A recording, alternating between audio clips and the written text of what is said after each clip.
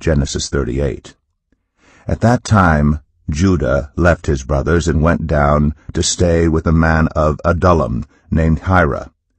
There Judah met the daughter of a Canaanite man named Shua. He married her and made love to her. She became pregnant and gave birth to a son, who was named Er. She conceived again and gave birth to a son and named him Onan. She gave birth to still another son and named him Shelah. It was at Kezib that she gave birth to him. Judah got a wife for Er, his firstborn, and her name was Tamar. But Er, Judah's firstborn, was wicked in the Lord's sight, so the Lord put him to death. Then Judah said to Onan, "Sleep with your brother's wife, and fulfill your duty to her as a brother-in-law to raise up offspring for your brother." But Onan knew that the child would not be his, so whenever he slept with his brother's wife, he spilled his semen on the ground to keep from providing offspring for his brother. What he did was wicked in the Lord's sight, so the Lord put him to death also.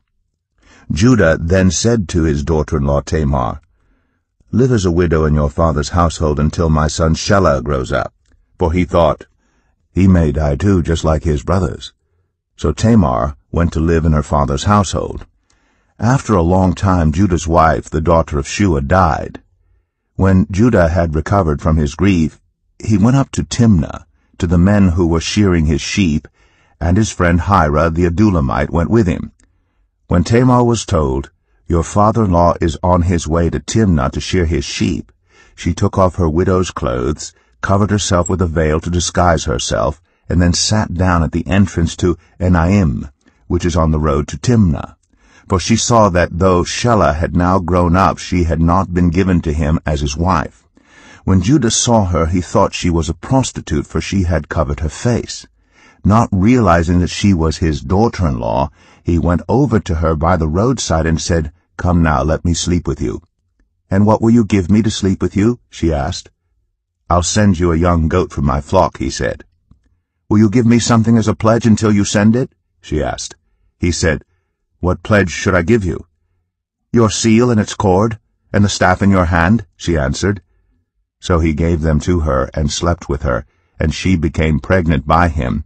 After she left, she took off her veil and put on her widow's clothes again.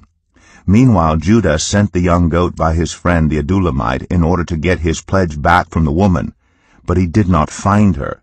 He asked the men who lived there, "Where is the shrine prostitute who was beside the road at Enaim?" "There hasn't been any shrine prostitute here," they said. So he went back to Judah and said, "I didn't find her. Besides, the men who lived there said, 'There hasn't been any shrine prostitute here.'" Then Judah said, "Let her keep what she has, or we will become a laughingstock. After all, I did send her this young goat, but you didn't find her." About 3 months later, Judah was told, "Your daughter-in-law Tamar is guilty of prostitution, and as a result she is now pregnant." Judah said, "Bring her out and have her burned to death." As she was being brought out, she sent a message to her father-in-law. "I am pregnant by the man who owns these," she said, and she added, "See if you recognize whose seal and cord and staff these are." Judah recognized them and said, "She is more righteous than I, since I wouldn't give her to my son Shelah." And he did not sleep with her again. When the time came for her to give birth, there were twin boys in her womb.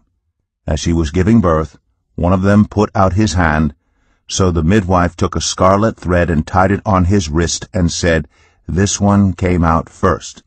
But when he drew back his hand, his brother came out, and she said, "So this is how you have broken out." And he was named Perez. Then his brother, who had the scarlet thread on his wrist, came out, and he was named Zerah.